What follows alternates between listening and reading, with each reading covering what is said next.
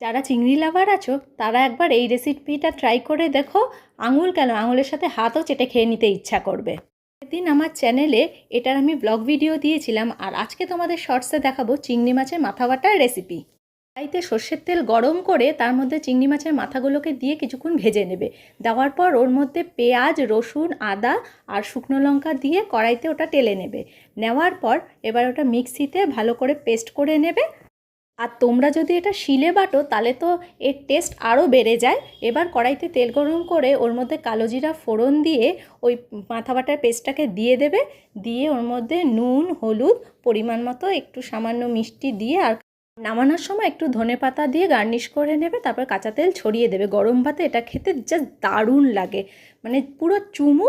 আর ভিডিওটা যদি তোমাদের ভালো লাগে অবশ্যই লাইক অ্যান্ড শেয়ার করে দাও, আর বেশি বেশি করে তাড়াতাড়ি সাবস্ক্রাইব করে দাও, আর কমেন্ট করে জানাও রেসিপিটা তোমাদের কেমন লাগলো।